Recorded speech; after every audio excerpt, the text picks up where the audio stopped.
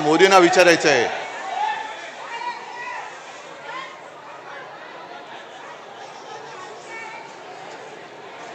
जरा गच्च झाले, सगळ्या खुर्च्या वगैरे भरल्यात, थोडं सांभाळून घ्या, जरा सांभाळून घ्या. मग मला भाजपला विचारायचं आहे की ही आमची हिंदुत्वाची व्याख्या आहे म्हटल्यानंतर नेमकं तुमचं हिंदुत्व आहे तरी काय? तुमचं हिंदुत्व आहे तरी काय? जो शेंदूर तुम्ही वाटता आहात, वाटणार होतात, जरा शांत राहा ना थोडं. जायचं असेल बाहेर तर त्यांना जाऊ दे, नाही तर बसा शांत.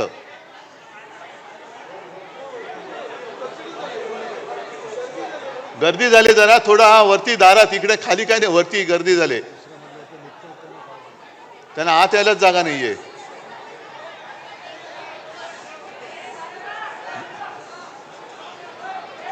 जरा खाली नाही तर इकडे कुठे जागा असेल तर बघा.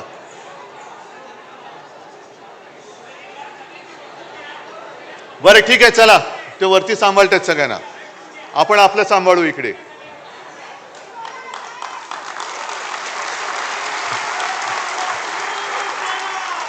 जे मी तुम्हाला सांगत होतो की आपलं हिंदुत्व हे काय आहे हे एकदा सांगितल्यानंतर भाजपवाल्यांना मी प्रश्न विचारतोय, तुमचं हिंदुत्व म्हणजे नेमकं आहे तरी काय?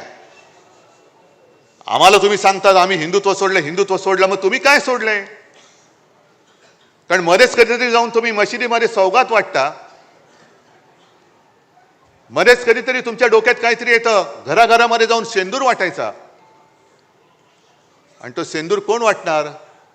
तो नालायक, तो एक मंत्री कोण, विजय शहा, ज्याला खरंच भर रस्त्यामध्ये चापकानी फोडला पाहिजे, त्याच्यावरती भाजप अजून काही कारवाई करत नाही.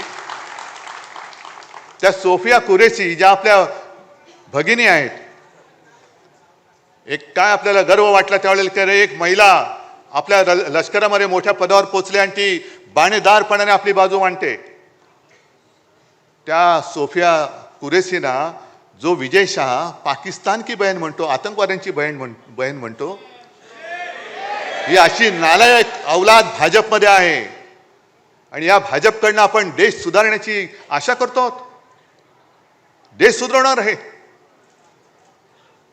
मग तुम्हाला एवढं सुद्धा कळत नाही, एक तरी इतर वेळेला शेपट्या घालून आत बसणार. तुम्ही सैन्याचे पाय तर बांधलेच, नाही तर सैन्याने धडक दिली होती, आजपर्यंत आपण पाकिस्तान घेतलाही असता.